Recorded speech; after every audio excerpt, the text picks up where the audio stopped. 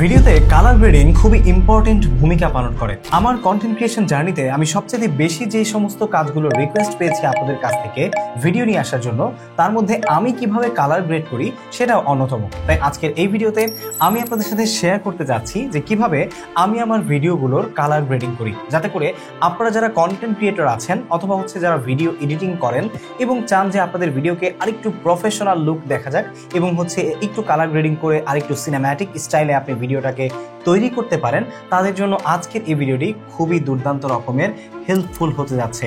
আমি শুরুতেই বলে নিচ্ছি, আমি একদম যেভাবে করি সেই জিনিসটাই এই ভিডিওতে দেখাবো। অনেকেই ভিন্ন স্টাইলে করতে পারে, তাদের স্টাইলকে আমি ডেফিনেটলি রেসপেক্ট করি। বাই দ্য ওয়ে, আমি কিন্তু কালার গ্রেডিং করি আমার যে DaVinci Resolve সফটওয়্যার আছে সেটাতে, দেন আমি আমার অন্যান্য সফটওয়্যার ব্যবহার করে ভিডিওগুলোকে এডিট করি। তো আমি সরাসরি চলে যাচ্ছি আমার যে কম্পিউটার স্ক্রিন আছে সেখানে। আসার পর এখান থেকে আমি DaVinci Resolveটাকে ওপেন করে নিচ্ছি। DaVinci Resolve ওপেন করার পর আপনারা দেখতে পাচ্ছেন যে আমি DaVinci Resolve-এর যে আসলে 19 ভার্সনটা আছে সেই ভার্সনটা আমি ব্যবহার করছি। এখানে অলরেডি আমার অনেকগুলো প্রজেক্ট আছে, বাট আপনারটা একদমই ফাঁকা থাকতে পারে যদি আপনি কোনো কাজ এর আগে না করে থাকেন। তো এরপর এখান থেকে আমরা নিউ প্রজেক্টে যাব, ঠিক আছে? তো নিউ প্রজেক্টে আসার পর আমি আজকের প্রজেক্টের নাম দিচ্ছি টেস্ট। ওকে, দেন আমি ক্রিয়েটে যাব। ক্রিয়েটে আসার পর এখানে একটা জিনিস আমাদেরকে দেখাচ্ছে, মানে ডাউনলোড করতে বলছে নতুন ভার্সন। আমরা এটাকে স্কিপ দিচ্ছি আপাতত। প্রথম আমাদের যে কাজ সেটা হচ্ছে, অনেকেই DaVinci Resolve কিন্তু ব্যবহার করে আসলে ইউজ টু না, যার কারণে অনেকের প্রবলেম হতে পারে।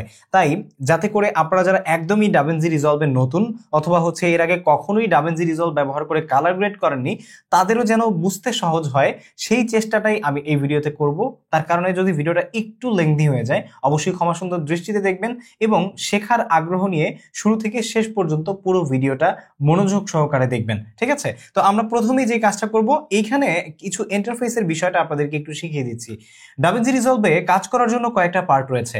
এখানে বাম পাশে আপনারা দেখতে পাচ্ছেন এই পার্টটা হচ্ছে DaVinci Resolve-এর যে মিডিয়া আছে সেই মিডিয়া পার্ট, ঠিক আছে? যেটাকে আপনারা মিডিয়া হিসেবেই চিনবেন, যেটাকে আপনি একটা ট্যাবও বলতে পারেন।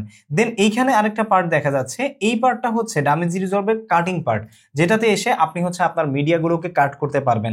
আর এখানে আরেকটা পার্ট রয়েছে যেটা হচ্ছে এডিটিং পার্ট বা এডিট পার্ট, এটাতে মূলত এডিটিং এর কাজগুলো করা হয়। আর এখানে আরেকটা পার্ট রয়েছে যেটা ফিউশন বলা হয়, এখানে অ্যানিমেশনের কাজগুলো করা হয় বা ইফেক্টস, ট্রানজিশন, এই সমস্ত কাজ যদি আপনি বাই ডিফল্ট নিজে তৈরি করে নিতে চান সেগুলো আপনি এখান থেকে এসে করতে পারবেন, ঠিক আছে?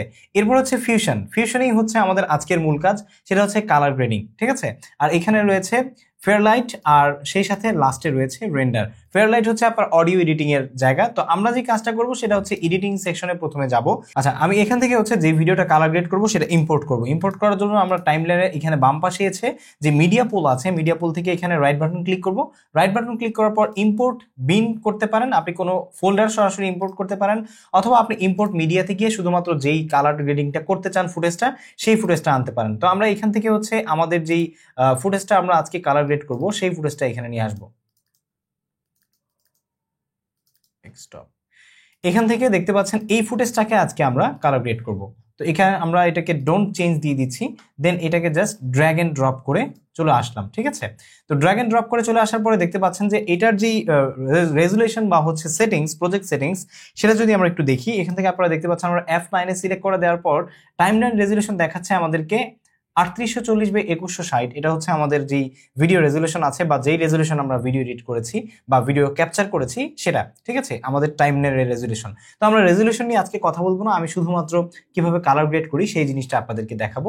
তবে আপনারা এখান থেকে বাকি কাজগুলো নিয়ে যদি আপনি এক্সট্রা কোনো টিউটোরিয়াল চান অবশ্যই আমাকে জানাবেন যে DaVinci Resolve-এ কিভাবে ভিডিও এডিট করতে হয় সে সম্পর্কে ভিডিও চান কিনা। আপনাদের যদি আগ্রহ থাকে এবং হিউজ পরিমাণে সাড়া পাই তাহলে আমি চেষ্টা করব DaVinci Resolve-এ কিভাবে ভিডিও এডিটিং করে সেই সম্পর্কেও ভিডিও নিয়ে আসতে।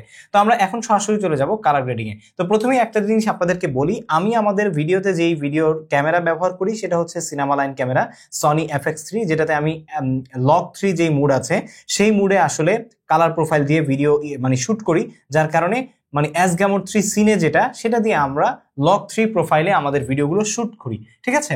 যার কারণে একদম র ফুটেজ আপনারা এখানে দেখতে পাচ্ছেন। এটাকে আমরা কালার গ্রেড করব এবং কালার গ্রেড করার পরে কি হয়ে যাবে সেটা দেখলে আপনি সত্যিই চমকে যাবেন। আর আপনারা যদি আসলে ডিএসএলআর এর প্রোফাইল বা হচ্ছে অন্যান্য REC 709 যেটা এই ধরনের প্রোফাইলের কালার গ্রেড করতে চাইলে সেগুলো হচ্ছে আপনি সেম পারপাসেই করতে পারবেন, জাস্ট কিছু জিনিস একটু কম বেশি করে আপনাকে কাস্টমাইজ করতে হবে। সেই সম্পর্কেও যদি আপনারা ভিডিও চান আমাকে কমেন্টে জানাবেন, আমি চেষ্টা করব ভিডিও নিয়ে আসতে। তো আজকে যেহেতু আমি কিভাবে কালার গ্রেড করি আমার প্রোফাইলটা দিয়ে আমি আপনাদেরকে দেখাচ্ছি। তো এটা একটা লগ প্রোফাইল, লগ 3। তো প্রথমেই হচ্ছে আমরা সরাসরি চলে যাচ্ছি কালারে আসার পর এখানে দেখতে পাচ্ছেন যে অলরেডি আমাদেরকে কিন্তু কালার নোট দেখাচ্ছে, ঠিক আছে? একটা নোট অলরেডি সিলেক্ট করা আছে। তো এখানে ডান পাশ থেকে আপনারা দেখতে পাচ্ছেন যে ইফেক্ট সেকশনে এসে আমরা সরাসরি চলে যাব কালার স্পেস, ঠিক আছে? কালার স্পেস ট্রান্সফর্ম এই জিনিসটাকে জাস্ট ড্র্যাগ এন্ড ড্রপ করে ফার্স্ট নোটে আমরা ছেড়ে দিচ্ছি। দেন এখান থেকে কালার ইনপুট স্পেস যেগুলো আছে এগুলোকে আমরা সিলেক্ট করে দিব। যেমন এখান থেকে আমরা দিয়ে দিচ্ছি লগ, এই যে দেখতে পাচ্ছেন সনি S-Gamut-3 সিনে, এটা হচ্ছে আমাদের শুটিং এ ছিল ক্যামেরায়, ঠিক আছে? তো আমরা এটা সিলেক্ট করে দিলাম। এরপর হচ্ছে ইনপুট গামা, এটা হচ্ছে আমাদের S-Log3, সনি S-Log3, এই যে, ঠিক আছে? আমাদের ক্যামেরাটা সনি S-Log3। অলরেডি আপনারা কিন্তু দেখতে পাচ্ছেন যে আমাদের যে ভিডিওটা সেটা তার নিজের যেই চেহারায় বা যেভাবে রেকর্ড হয়েছে সেভাবে চলে এসেছে। কাজ শেষ হয়নি, আরেকটু কাজ আছে, সেটা হচ্ছে আউটপুট কালার স্পেস। এটা আমরা দিব REC 709, ঠিক আছে? এবং আউটপুট গামাও আমরা দিয়ে দিব REC 709। দেওয়ার পরে এখন দেখতে পাচ্ছেন যে আমাদের কালারটা কিন্তু একটু আবার পরিবর্তন হয়ে গেছে। তো এই পরিবর্তনটা আপনারা কিন্তু দেখতে পারবেন আমি আসলে যেভাবে করব। যেমন আমরা যদি এখান থেকে ফুল ইমেজটা দেখি তাহলে দেখতে পাচ্ছেন এখন এমন, বাট আমরা এই যে মানে নোটটা আছে এই নোটটাতে কাজ করার আগে আমাদের S-Log3 এর যে ফুটেজটা সেটা ছিল এরকম, একদমই এরকম, ঠিক আছে? তো এখন আমরা এটাকে আবার ইনেবল করে দিচ্ছি। এখন প্রথমেই হচ্ছে আমরা একটা নতুন নোট নিয়ে নিব। নতুন নোট নেওয়ার জন্য আমরা Alt+S দিব। Alt+S বা হচ্ছে আপনি যদি ম্যাক ইউজ করেন তাহলে অপশন S, এটা দিয়ে আপনি হচ্ছে নতুন একটা নোট নিয়ে নেবেন। নতুন নোট নেওয়ার পরে আমি প্রত্যেকটা প্রোফাইলে আপনি একটা জিনিস খেয়াল করবেন যে প্রত্যেকটা কারেকশনে আলাদা আলাদা নোট নিয়ে কাজ করবেন। এতে করে আপনি চাইলে যদি কোনো কারেকশনকে নতুন করে মডিফাই করতে হয় বা অ্যাডজাস্টমেন্ট করতে হয় সেক্ষেত্রে শুধু সেই নোটটাকে কাজ করলেই কিন্তু আপনি মানে কাজটা সুন্দর হবে। আর আপনি যদি সবগুলো কাজ যেমন হচ্ছে কন্ট্রাস্ট, কালার গ্রেডিং, তারপরে হচ্ছে আপনার ফেস রিটাচ এবং হচ্ছে আপনার কি বলে কালার স্পেস, তারপরে হচ্ছে ফাইন টিউন, তারপর হচ্ছে আপনার বিউটি টাচ, হ্যাঁ, HDR, তারপর হচ্ছে আপনার হোয়াইট লেভেল, ব্ল্যাক লেভেল, এগুলো যদি সবগুলো আপনি এক জায়গায় করে ফেলেন তখন ওগুলো আর আপনি এলোমেলো করে ফেলবেন আর কি, যদি নতুন করে কোনো কিছু মডিফাই করতে হয়। সেই জন্য প্রত্যেকটা প্রোফাইলের জন্য আলাদা আলাদা নোট নিয়ে কাজ করাই আমার মনে হয় বুদ্ধিমানের কাজ। তো প্রথমে আমরা যে কাজটা করব সেটা হচ্ছে এটার যে টেম্পারেচার আছে সে, ঠিক আছে, হোয়াইট ব্যালেন্স, এটা একটু আমরা ঠিক করে নিব। তো এখানে দেখতে পাচ্ছেন যে অনেকগুলো কালার প্রোফাইল আছে। তো এই কালার প্রোফাইলগুলো থেকে এখানে কালারের যেই মানে সেটিংস গুলো বা অপশনগুলো আছে এখান থেকে প্রথমেই আমরা সিলেক্ট করব হচ্ছে কালার হুইলস, যেটা এটা কালার হুইলস সিলেক্ট করার পর এখান থেকে টেম্পারেচার আমরা প্রথমেই ঠিক করে নিব। টেম্পারেচার ঠিক করে নেওয়ার জন্য আপনারা দেখতে পাচ্ছেন যে এখানে কিন্তু অনেক অপশন আছে। আপনি চাইলে এটাকে মিডিলে আনতে পারবেন, এটাকে এভাবে রাখতে পারবেন, লাট যদি দেখতে চান, তারপরে হচ্ছে মিডিয়া পুলে যেতে পারেন, আপনার যেভাবে ইচ্ছা। তো আমরা চাচ্ছি যে এটা এভাবেই থাকুক। তো প্রথমে আমরা হচ্ছে এটার যে টেম্পারেচার আছে কালার হুইলস থেকে সেটা অ্যাডজাস্ট করে নিব, যে আমাদের এই ভিডিওর জন্য প্রপার টেম্পারেচার কি আমরা আশা করছি বা এক্সপেক্ট করছি, ঠিক আছে? এক্সপেক্ট যেটা করছি সেটা আমরা করব। তো টেম্পারেচার আমরা একটু কমিয়ে বাড়িয়ে দেখছি যে কোনটা আমাদের ভিডিওর জন্য অ্যাপ্রোপ্রিয়েট।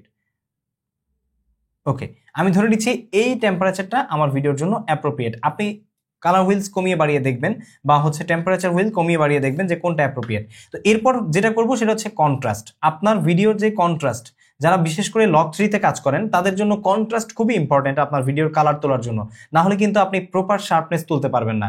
ভিডিওতে কালার গ্রেডিং করাটা যতটা সহজ তার চাইতে বেশি কঠিন হচ্ছে আপনার ভিডিওতে কালার গ্রেডিং এর মাধ্যমে ভিডিওর শার্পনেস তুলে আনা।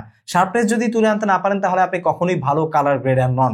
ভালো কালার গ্রেডার হতে হলে আপনাকে অবশ্যই আপনার ভিডিওর যে ক্যামেরা প্রোফাইল সেই ক্যামেরা প্রোফাইলের শার্পনেস তুলে আনতে হবে কালার গ্রেডের মাধ্যমে। তো এই জন্য কন্ট্রাস্টটাকে আপনাকে বুঝতে হবে, বুঝে কাজ করতে হবে। দেন আমরা এখান থেকে হচ্ছে কন্ট্রাস্টটা একটু বাড়িয়ে দিচ্ছি। দেখুন এই যে কন্ট্রাস্ট বাড়িয়ে দেওয়াতে আমাদের ভিডিওর শার্পনেস কিন্তু আস্তে আস্তে আসছে। এবার হচ্ছে টিনটাকে আমরা একটু কমাবো বাড়াবো, যে আমাদের আসলে প্রোফাইলের জন্য যতটুকু দরকার ততটুকু নিয়ে নিচ্ছি, বাকি কোনো কিছুতে এখন আর আমরা হাত দিব না। তো এখন একটা জিনিস আমি আপনাদেরকে দেখাই, দেখুন আগে আমাদের প্রোফাইলে একটা রকম ছিল, এখন অন্যরকম হয়ে গেছে। প্রথমেই আমি আপনাদেরকে কালার হুইলসের এই যে এখানে আপনারা দেখতে পাচ্ছেন লিফট, গামা, গেইন এবং অফসেট, এই চারটা জিনিস নিয়েই কিন্তু আমাদের কাজ করতে হবে। এবং নিচে আরো কিছু আছে, কালার বুস্ট, তারপর হচ্ছে শ্যাডো, হাইলাইট, স্যাচুরেশন এবং হু, আর হচ্ছে লাম মিক্স। তো এই জিনিসটা হচ্ছে আমি আপনাদেরকে একটু প্রপারলি বুঝিয়ে দিই যে কোনটা ভিডিওর কালার গ্রেডিং এ বা কালার কারেকশনে কোন পোর্শন নিয়ে কাজ করে। যদি এটা আপনি না বুঝতে পারেন তাহলে কিন্তু কখনোই আপনি কালার গ্রেডিং প্রপারলি বুঝতে পারবেন না। দেখুন, লিফটকে আপনি সব সময় ধরবেন ডার্ক সাইড, ঠিক আছে? আপনি আপনার যে ভিডিওটা আছে বা ভিডিওর ফুটেজটা আছে, এই ফুটেজের ডার্ক সেকশন নিয়ে কাজ করে হচ্ছে লিফট। যেমন আমি যদি এখন লিফট নিয়ে একটু কমাই বাড়াই, দেখুন এই যে ডার্ক সেকশনগুলোই বাড়ছে, ডার্ক সেকশনগুলোই কমছে, এই যে, ঠিক আছে? আমি যদি একদম কমিয়ে দিই, ডার্ক সেকশনগুলোই কমে যাবে। সো এটা আমি আবার কন্ট্রোল জেড দিয়ে দিচ্ছি, এই অবস্থায় ছিল।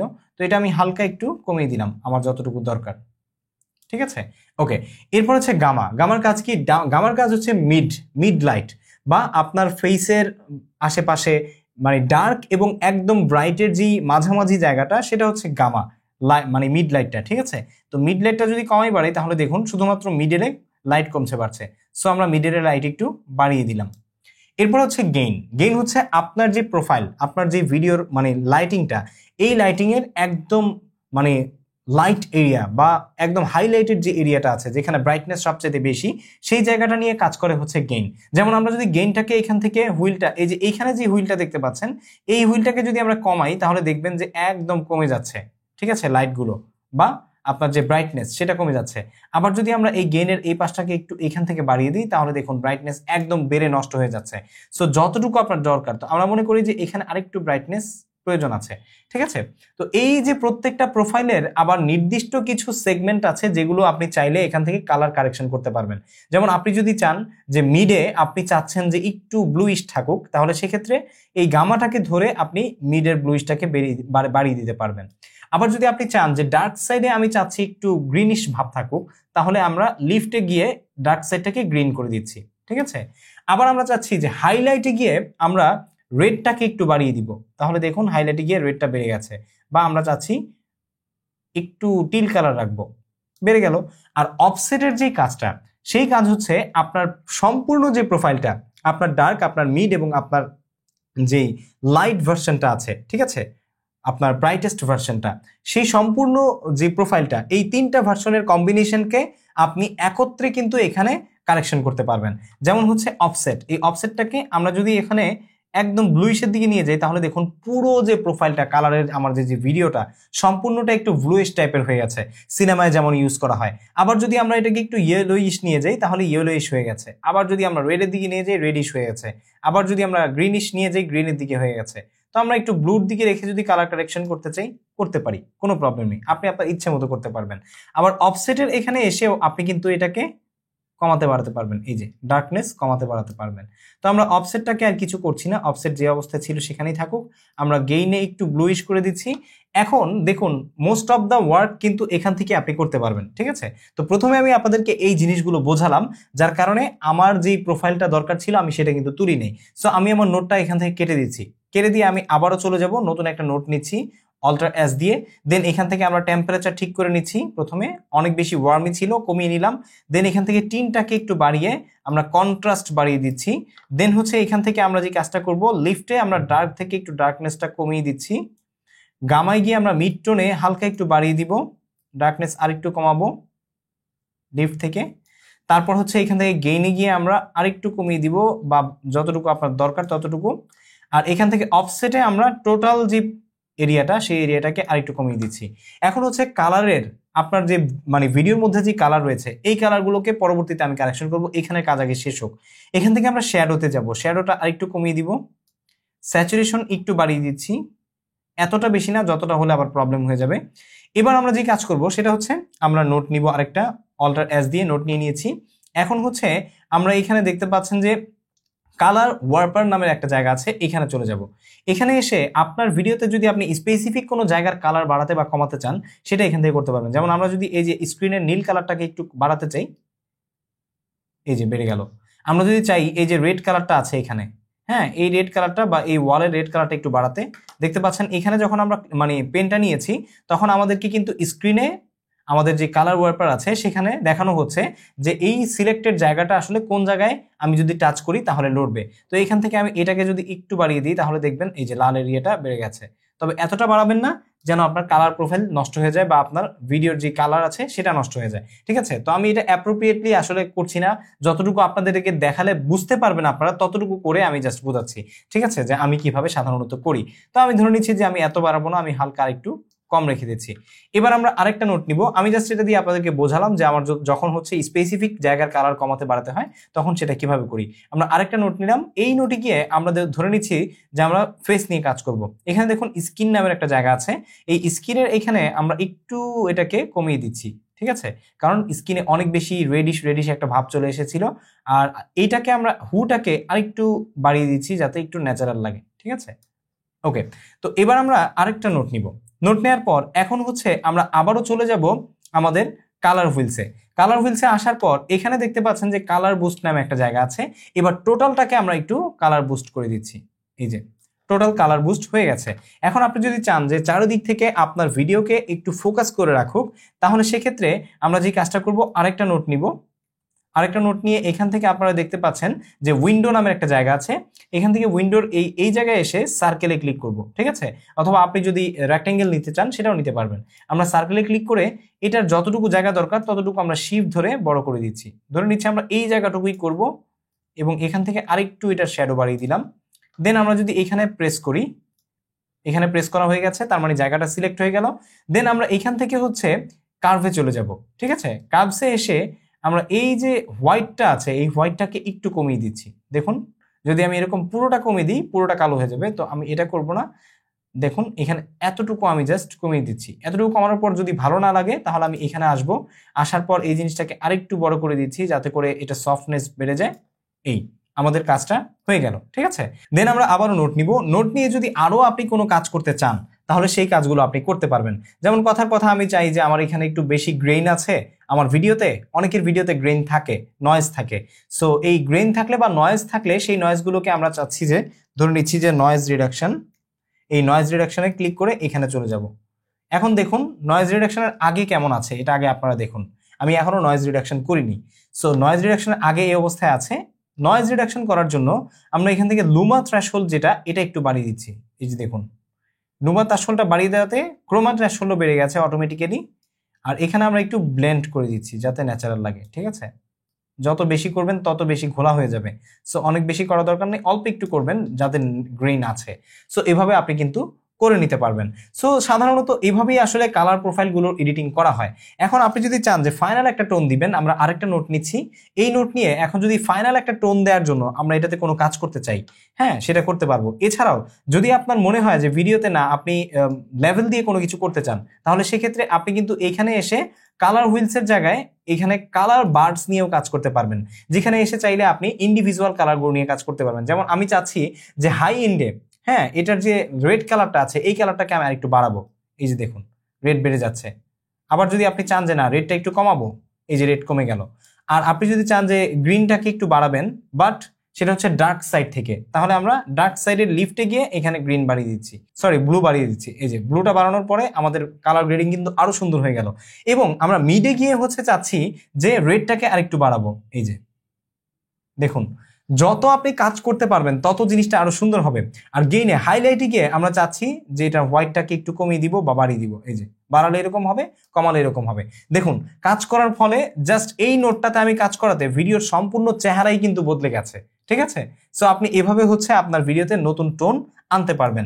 সো হোপফুলি আপনারা বুঝতে পেরেছেন, আমি একটা মোটামুটি ধারণা আপনাদেরকে দিয়েছি যে কিভাবে আপনি আপনার ভিডিওকে মানে বেসিক লেভেলে, বা এটাকে সম্পূর্ণ বেসিকও বলা যায় না, অনেক অ্যাডভান্স জিনিস আপনাদেরকে আমি দেখিয়ে দিয়েছি।